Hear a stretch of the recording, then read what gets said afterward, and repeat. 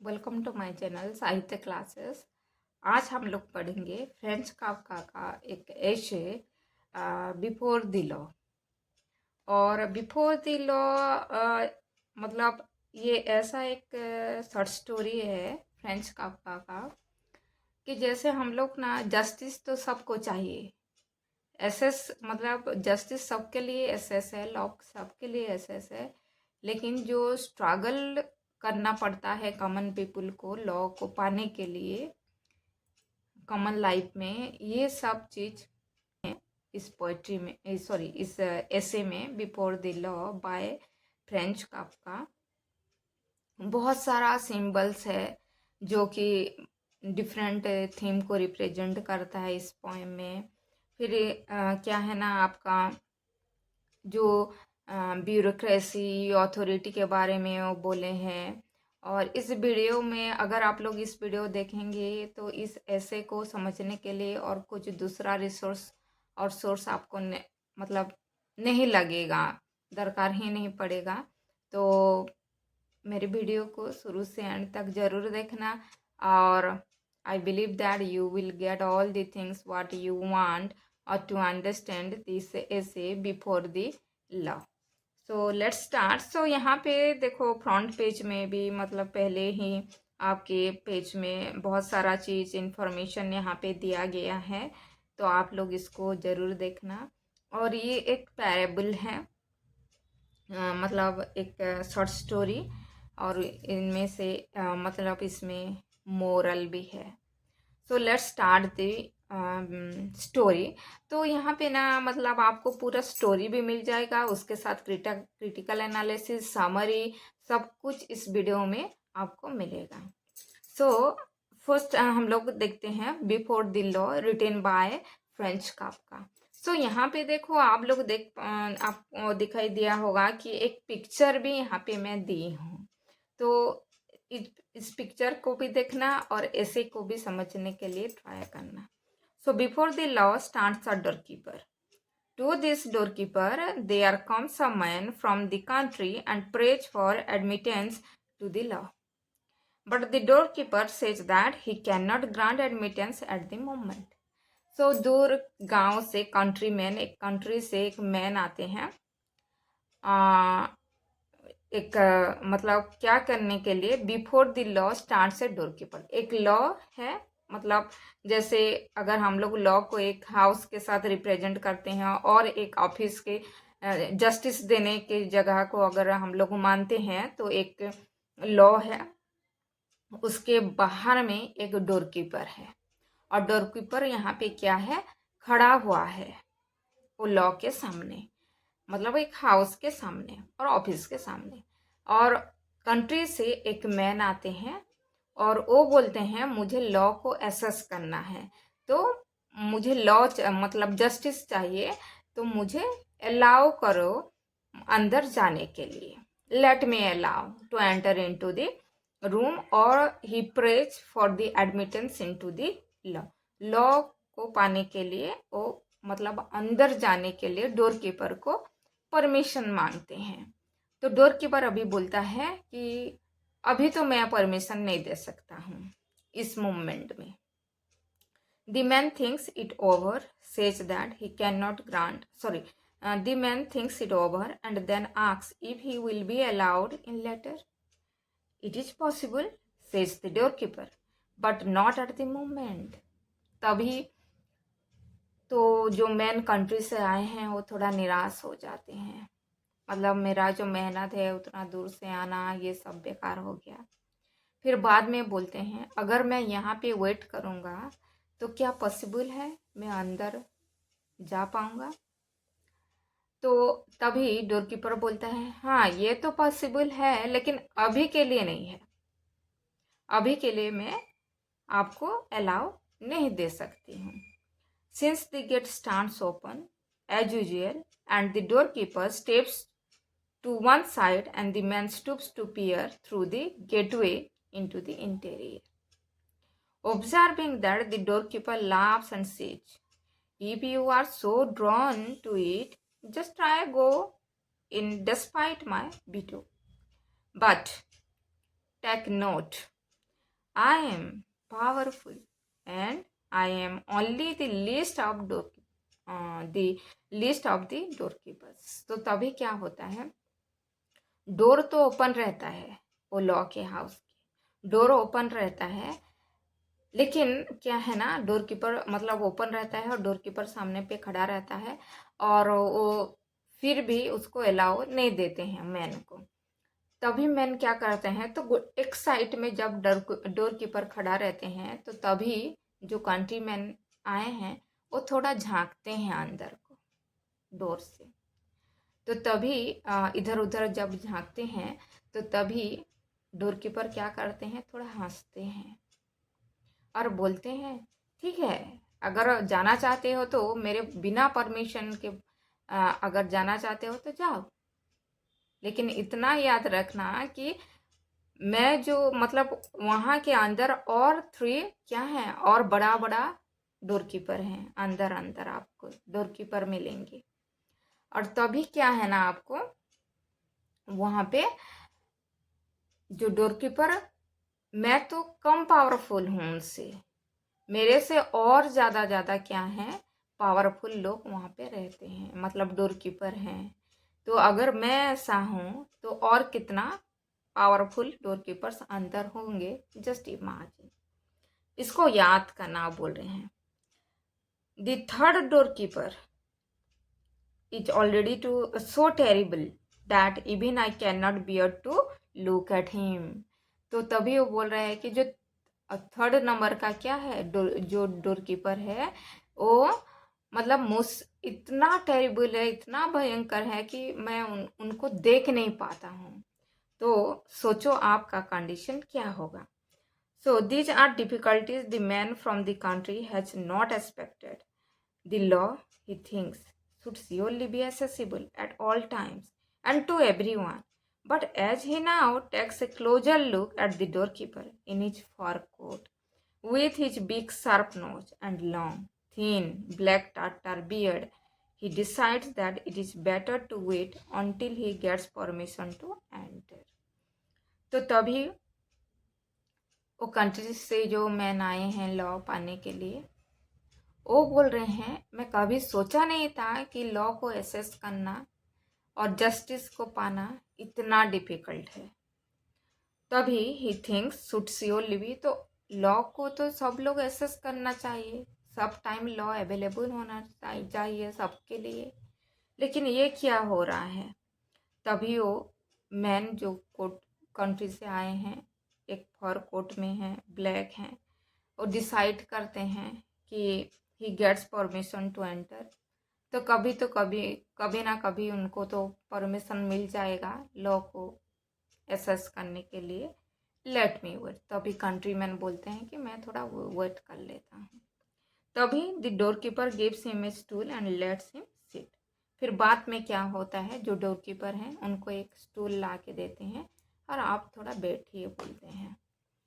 Then ऐसे करके क्या होता है, there he sits days and years, he makes many attempts to be admitted and wearies the doorkeeper but his impunity. Then the doorkeeper frequently has little interviews with him, asking him questions about his home and many other things. But the questions are put indifferently, as great lords put them, and always finish with the statement that he cannot be let in yet. तो तभी बहुत सारे दिन पास हो जाते हैं, वैसे years भी पास हो जाते हैं, ऐसे कंट्रीमैन बैठा रहता है, वेट करता रहता है लॉ को पाने के लिए। तभी क्या होता है, बीच बीच में कभी कभी वो जो डोर कीपर उनके साथ बातचीत करता है, कुछ क्वेश्चन पूछता है, थोड़ा सा रिलैक्स फील करवाता है, लेकिन फिर वो वार्निंग देता है, अभी भी मैं तुम्हें अलाउ नहीं करूँगा लॉ को जाने के लिए और एसेस करने के लिए और अंदर घुसने के लिए। और फिर वैसे ही the man who has furnished himself with many things for his journey sacrifices all he has however valuable to bribe the doorkeeper. The doorkeeper accepts everything but always with the remark, I am only taking it to keep you from thinking you have omitted anything। तो तभी क्या होता है, बहुत दिनों के बाद, बहुत साल जब बीत जाता है, तो जो कंट्रीमैन अपने साथ जो जो भी मतलब लाया था और अभी भी उसके पास जो जो भी है, वो सोचता है कि मैं उसको ब्राइब दे देता हूँ, तो तभी मुझे वो अंदर जाने के लिए शायद हाँ बोलेगा। तो तभी डोरमैन बोलता है हाँ मैं एक्सेप्ट कर लूँगा, मैं सब कुछ एवरीथिंग आई एक्सेप्ट, बट एक रिमार्क छोड़ता है, क्या, कि अभी भी ब्राइब ले सकता हूँ, लेता अभी हूँ, लेकिन मैं अलाउ नहीं करूँगा। During these many years, the man fixes his attention almost continuously on the doorkeeper. He forgets the other doorkeepers, and this first one seems to him the sole obstacle preventing access to the law। तो तभी क्या होता है, always जो countryman डोरकीपर के पास, door के सामने जब बैठा रहता है, वो और मतलब कंटिन्यूसली अंदर देखता रहता है कि कभी तो मुझे अलाउ मिलेगा, मैं अंदर घुसूंगा। ऐसे करके करके वो मतलब अंदर में कितना डोरकीपर है, क्या है, ये सब कुछ वो भूल जाता है।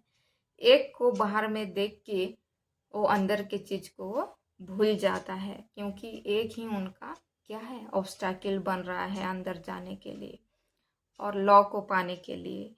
ही causes his bad luck in his early years boldly and loudly. Later, as he grows old, he only grumbles to himself। तभी वो अपने आप को कर्स देता है कि मैं लॉ को पाने के लिए कितना इजी समझ रहा था, लेकिन उतना इजी नहीं है, मैं क्यों यहाँ आया, ऐसे करके बहुत सारा कर्स खुद को देता है लाउडली बोल्डली। बट धीरे धीरे क्या होता है, वो ओल्ड एज उसका आ जाता है और वो लाउडली वो बात भी नहीं कर पाता है, और अभी क्या हो जाता है, थोड़ा थोड़ा खाली ग्रम्बल कर रहे हैं, मतलब कम आवाज में वो धीरे धीरे बात कर रहे हैं अपने आप से। He becomes childish, and since in his year-long contemplation of the doorkeeper, he has come to know even the fleas in his fur collar, he begs the fleas as in his as what well to help him and to change the doorkeeper's mind। तो तभी क्या होता है, मतलब जो country से man आए हैं, वो मतलब बूढ़ा तो हो जाते हैं और चाइल्डिश भी हो जाते हैं, अपने आप से बात करते हैं, अपने आप हंसते हैं। इवन वो बोलते हैं कि अगर फ्ली भी कोलर के ऊपर, फर कोलर के ऊपर बैठा है, तो उसको भी क्या, मतलब ये फ्ली भी मतलब क्या नहीं कर पाएगा, मेरा माइंड को चेंज नहीं कर पाएगा। So at length his eyesight begins to fail and he doesn't know whether the world is really darker or whether his eyes are only deceiving him। धीरे धीरे क्या हो जाता है, उसके ओल्ड एज के वजह से, मतलब उनका देखने, मतलब जो कंट्री से मैन आए हैं ना, वो अभी देख भी नहीं पा रहे हैं अच्छे से, इतना ओल्ड हो गए हैं। Yet in his darkness he is now aware of the radiance that streams inextinguishably from the gateway of the law। Now he has not very long to live। So उनको भी समझ में आ जाता है कि और मैं ज़्यादा नहीं टिक पाऊंगा और जिंदा नहीं रह पाऊंगा। मतलब before he dies all his experiences in these long years gather themselves in his head to one point, a question he has not yet asked the doorkeeper। तो इतने सालों से, मतलब अपने यंग एज से मतलब ओल्ड एज तक जो लॉ को पाने के लिए जो बैठे हैं, वो अभी तक डोर कीपर के क्वेश्चन नहीं पूछे हैं। So the doorkeeper has to bend low towards him for the difference in height between them has altered much to man's disadvantage. तो तभी मतलब डोर कीपर उनको देखते हैं और ऐसा लगता है कि डोर कीपर को कुछ पूछना चाहते हैं, तो तभी वो थोड़ा बेंड होते हैं और वो मैन को पूछते हैं, आप क्या बोलना चाहते हैं, what do you want to know now, कुछ जानना चाहते हैं अभी। Ask the doorkeeper, you are insatiable, everyone strives to reach the law, says the man। So how does it happen that for all these many years no one but myself has even begged for admittance। तो तभी वो old man कहते हैं कि law तो सबको चाहिए, law तो लोगों को मतलब जस्टिस तो मिलना चाहिए, तो कैसे करके in which way they can have the admittance to law, कैसे जा पाएंगे, ये बाद में लास्ट को पूछते हैं old age. The doorkeeper recognises that the man has reached his end and to let his failing senses catch the words roar in his ear. No one else could ever be admitted here. Since this gate was made only for you, I am now going to shut it. तो तभी क्या होता है ना finally, तो तभी वो मैंने बोलते हैं, डोर कीपर बोलते हैं कि अंदर अभी तक कोई नहीं गए हैं, मतलब लॉ लॉ किसी को इतना इजी से नहीं मिलता है, और ये जो डोर था खाली आपके लिए खोला था, और अभी आपका तो क्या पावर नहीं है, आपके पास स्ट्रेंथ नहीं है, आप तो खड़ा नहीं हो पाएंगे, चल नहीं पाएंगे, तो अभी मैं ये डोर को क्या क्लोज कर रहा हूँ। और तभी क्या होता है, जो डोर कीपर है वो डोर को क्लोज कर देता है, शट कर देता है। सो यहाँ पे आप लोगों को समझ में आया होगा कि लॉ को पाने के लिए, जस्टिस पाने के लिए कितना स्ट्रगल करना पड़ता है। तो ये है आपका, जैसे before the law is a short parable written by French Kafka, और ये मॉडर्निस्ट राइटर हैं, और ज़्यादातर उनके वर्क्स में आप लोगों को, मतलब इस वर्क में आप लोगों को कैसे exploration of alienation, bureaucracy, existential anxiety, ये सब देखने के लिए मिलता है। और ये जो स्टोरी है 1915 में पब्लिश हुआ है, बाद में वो नोवेल द ट्रायल में ऐड किया गया है। और इस it is a famous philosophical allegories about relationship between individual and authority. Individual और अथॉरिटी के बीच में जो रिलेशनशिप है उसको दिखाए हैं स्टोरी में। और स्टोरी का मतलब स्टोरी तो मैं बोल दी हूँ, समरी क्या क्या है आप लोगों को एक्सप्लेनेशन दे दी हूँ, आप लोग यहाँ से पढ़ लेना। तो स्टोरी जैसे कि आप लोगों के एक कंट्रीमैन से स्टार्ट होता है। गांव से आया हुआ एक मैन है और डोर कीपर है, और लॉ असेस करने के लिए वो आए हैं, बट अनटिल द डेथ और of his old age the old man could not access the law. So major theme क्या है, सर्च फॉर जस्टिस, जो law symbolizes justice, truth and divine authority. The man's lifelong wait shows the human struggle to understand और reach justice. So bureaucracy and authority के बारे में वो बोले हैं, जो कि बहुत ज़्यादा पावरफुल हैं ब्यूरोक्रेसी एंड अथॉरिटी, और कॉमन लोग उसको एसेस करना के बाद उन लोगों के पास पहुंचना बहुत ज़्यादा डिफिकल्ट है। ह्यूमन हेल्पलेसनेस, तो man specific waiting reflects how people often submit to authority instead of challenging it. तो ह्यूमन को हेल्पलेस बना देता है ये अथॉरिटी, क्योंकि हम लोगों के पास उतना एक्सेस नहीं होता है जस्टिस पाने के लिए, तो हम लोग कभी कभी हेल्पलेस भी हो जाते हैं, इसको भी दिखाए हैं। एग्जिस्टेंशियल मीनिंग है यहाँ पे, जैसे कि story suggest that individuals must take responsibility for their own action. तो हम लोगों को अगर जस्टिस चाहते हैं हम लोग, तो खुद को मतलब क्या करना चाहिए, वॉइस रेज करना चाहिए, इसको बोले हैं। जैसे कि डोर ओपन है, लेकिन वो मैन खाली थ्रेटनिंग के लिए मतलब अंदर नहीं घुस पाता है। तो यहाँ पे सम सिंबलिज्म्स यूज किए हैं, जैसे law, truth, justice, ultimate knowledge है। डोर है क्या, opportunity, access to understand. So door जो ओपन था वो अपॉर्चुनिटी था। अगर मैन जो कंट्री से आए हैं, अगर वो करेज कर लेते हैं, थोड़ा ब्रेव हो जाते कि नहीं मुझे अंदर घुसना है, क्या है लॉ को मुझे एसेस करना ही होगा, अगर वो करते शायद लॉ को एसेस कर पाते।